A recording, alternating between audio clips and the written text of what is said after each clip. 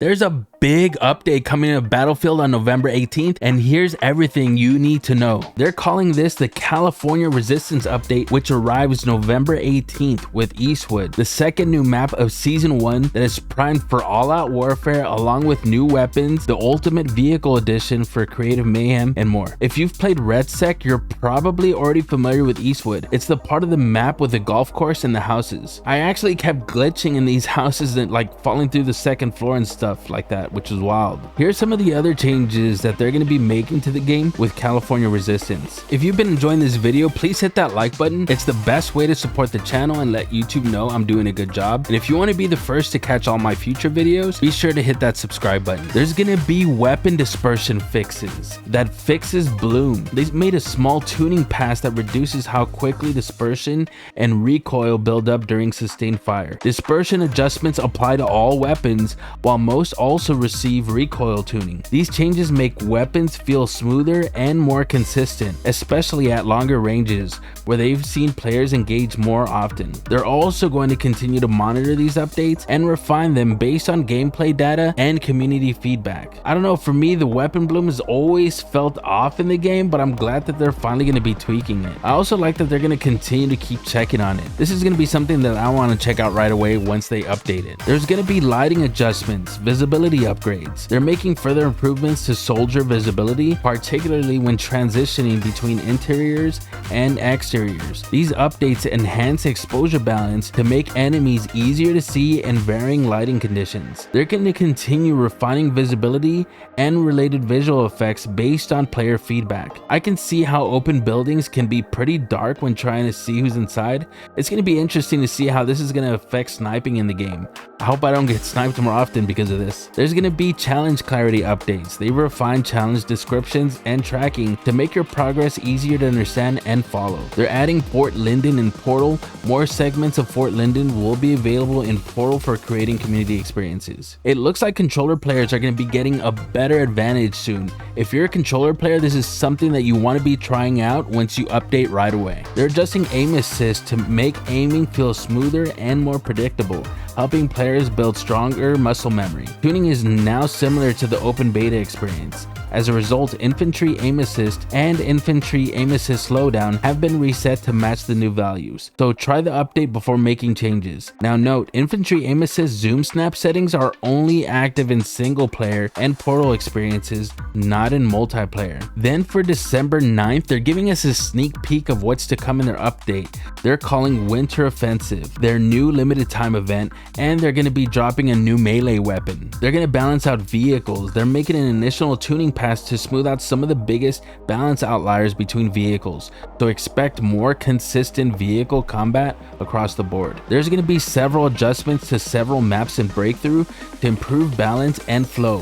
For example, Sector 1 in Merak Valley now has fewer available vehicles and adjusted capture zones to help attackers make better progress. There's going to be rush mode improvements. They've updated MCOM placements on Manhattan Bridge and Liberation Peak to create smoother attack routes and more engaging objectives. Battlefield is also acknowledging that there have been topics of conversation around the community online that people are asking to make changes to that they're exploring and testing, but they don't have an official confirmation on a timeline just yet. They've seen your comments about map size and pacing. Battlefield is at its best when maps offer different ways to play and constant action around every corner. Striking that balance is always their priority, and they say they are committed to a variety of map types across future seasons. With Eastwood arriving in the California Resistance update, they will continue monitoring existing maps and modes for targeted adjustments like what's planned in Winter Offensive, while also learning from community creations in Portal. It's crazy to me that this is the first Battlefield game to have the smallest maps. I wonder if it's a quality thing where it will make where it's going to take them a long time to create these maps, and also if it affects how the game works, because it seems like most people want bigger maps. They're reviewing challenges to better support the sandbox gameplay that sits at the core of the Battlefield experience. They're looking into adjustments that are going to roll out over time with the goal of making navigation more intuitive, from settings menus to equipping earned skins to discovering community experiences more easily. The UI works still kind of weird to me. Like, to keep your squad together, you have to make sure everyone has to quit the menu at the same time, and some players still don't end up in the same game. Also, like, your double XP is only found under the featured part of the menu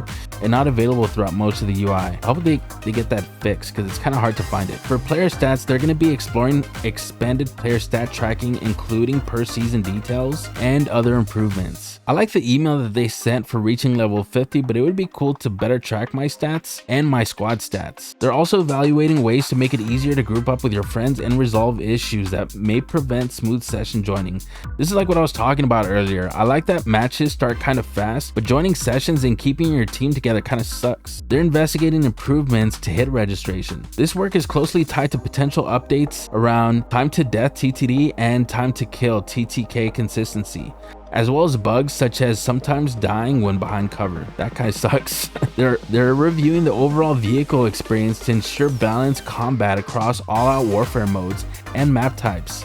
I know it can be super hard to try to get a chopper or a jet, and I feel like every time I read the chat, they're always fighting about it. Now for some updates to Red Sec. They've identified performance and memory issues that can occasionally cause sounds such as footsteps or vehicles to not play consistently on larger battle royale maps. Optimization work is underway. I do feel like the audio is jacked up. It can be made better to detect enemies. They are reviewing solo mode pacing and difficulty. They feel that playing without a squad can feel punishing, and they want solos to remain a rewarding battlefield experience. Personally, I don't think that playing solos is punishing.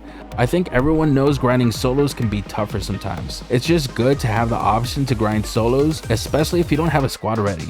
Just yesterday, 2 randoms from my team quit because they didn't have enough redeploys instead of just sticking around. Sometimes you just want to grind solos. They're thinking about making a casual battle royale mode. They're investigating the potential for a more accessible battle royale mode that keeps the core intensity but allows for a relaxed playstyle. I wonder what this is. I wonder if they're thinking of adding a red sec mode that probably has a lot more bots. They're looking at the current action time and availability for armor plating. It provides meaningful tactical choices, and they want to approach any changes carefully to maintain that balance. Based on them wanting to make a friendly experience, I wouldn't be surprised if they add more plates around the map or make it faster to plate up. I think support should have the ability to carry extra plates, but what do you think? They're exploring possible adjustments to tank frequency and placement within battle royale matches. I know there have been complaints about streamers about removing tanks from Red Sec. Do you think tanks should stay? So that wraps up the massive list of fixes and new content coming with the California Resistance update on November 18th. What I'm most hyped about and what I think is going to be a true game changer are those weapon dispersion bloom fixes. If they manage to fix long range engagements and they feel as smooth and predictable as they promise, it's going to change the gunplay experience. Plus, a whole new map, Eastwood, is exactly what Season 1 needs. What are your thoughts about all these changes? Are you more excited about the Eastwood map, or are you happy to see fixes for things like the aim assist tuning and soldier visibility? Battlefield is listening to the community. Write in the comment section about the changes that you think that they should make. What was a win for you from these patch notes? Please let me know. If you found this breakdown helpful, please smash that like button. It truly helps the channel out. And if you want to stay updated for all things Battlefield 6, hit that subscribe button before you go. I'm working on bringing out much more videos, so please stay tuned for more. Thank you so much for watching, and I'll see y'all later. Take care. Peace. YouTube is literally recommending your next video right now. Click on the one it chose for you, and I'll see you over there.